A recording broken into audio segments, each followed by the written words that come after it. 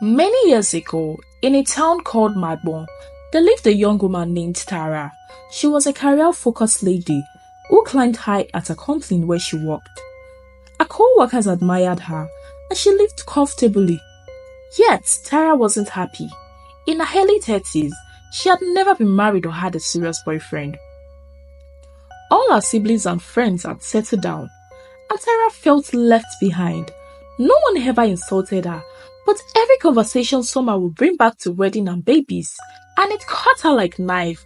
She even dreaded visiting her mother, who never let an hour pass without asking when Tara would bring a man home. 2 months ago, her mother had her cornered. Tara, aren't you worried about being single? Your sister have husband and kids, and you act like you don't care. I give you just 6 months. Find a husband. I'll pick one for you myself. Even if he's blind or disabled, you will marry him. Do not test me. Tara left home feeling crushed and helpless. It wasn't that she didn't want to get married. She had been unlucky in love. First came Neil, a 2-year partner who cheated on her. Then Mark, who seemed perfect until he vanished without a word. Now she blamed herself for even trusting them. Back in Magbo, Tara carried the heavy secret into the office. She felt eyes on her all day. Though nobody said anything, the truth hit her when her assistant handed over a wedding invitation. Another reminder of what she hasn't achieved yet.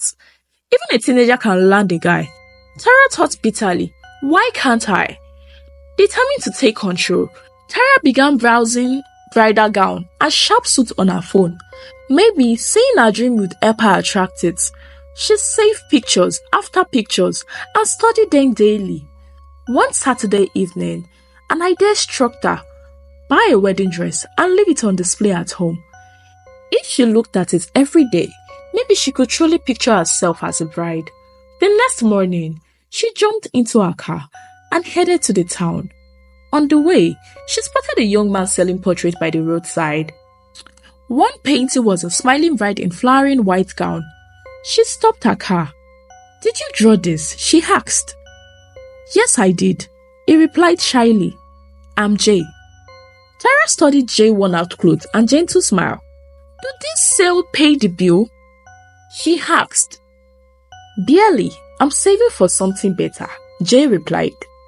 A bold plan formed in Tara's mind. Jay, would you consider a temporary gig? He blinked. What kind of job is that? Pretend to be my husband for 6 months. I will pay you well. No strings attached. Just 6 months contract. After that, I will say you moved abroad. Jay hesitated, then nodded. It's just 6 months, right? I'm in, no drama. Relief washed over Tara. She whisked Jay off to the boutique, bought him new clothes and shoes, and got him a haircut. On their drive home, Jay told her about his childhood in struggling family village and his dreams of starting a small business. Tara felt a shock of trust. It wouldn't ruin her plan. That night, she cooked dinner, laid out a full backstory dossier, and Jay memorized every detail before bed. 2 weeks later, Tara grinned as she dialed her mom's phone. I have a surprise for you, she teased. When her mom arrived later that day, Jay stood beside Tara, hand in hand. Her mom's jaw dropped. You're married? Tara nodded coolly. We had a small civil ceremony 6 months ago. Here are the photos. Though her mother was a little bit shocked, but she accepted Jay as her new son-in-law, especially once he answered every question with charm and confidence. Mommy even urged them to hurry up and have babies. At home, Jay excelled at his role, cooking, cleaning and playing the Dalton spawns. Weekend became cozy, movie nights and sharing chores. Tara found herself laughing more than she had in years. One evening on the couch, Jay looked at her and said softly, I'd never expected this to feel so real. I care about you, Tara. Her heart pounded. She admitted she cared for him so. They agreed to turn their pretend marriage into something genuine. Though Jay refused payment, Tara insisted. He deserved it. To thank her, Jay painted a special portrait of Tara in a wedding gown, with him kneeling down and holding a ring, surrounded by candles. He knelt and asked, "Would you marry me for real?" Tears streamed down Tara's face as she whispered, "Yes." They planned a church wedding. On the big day, Tara walked down the aisle, feeling like a princess, until a furious woman stomped into the church with 2 kids. "I am his wife, and these are our children," she screamed. Gasps rippled through the guests. Tara froze. Jay's face went pale. His wife from the village had followed him. He had kept a secret. The woman accused him of running her for money. Tara's perfect dream shattered. Humiliated, Tara fled out of Magbon and hid in a quiet town. There, she spent weeks alone, reflecting on everything.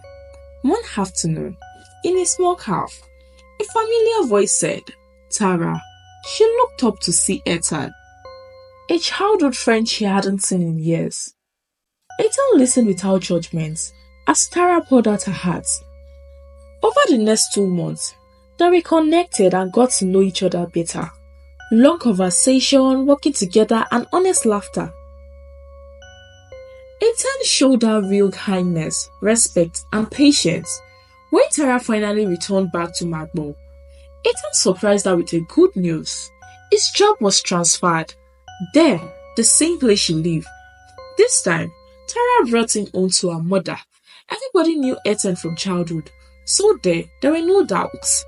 Their wedding was simple and heartful. As Tara walked down the aisle that morning, she felt a peace she had never known. She had learned that love cannot be forced or faked, and that true love often arrives when one isn't expecting it. This is the end of the story. Thank you so much for watching. To all our returning subscribers, thank you for always coming back to watch. And if this is your first time seeing this channel, please don't forget to like, share, and subscribe.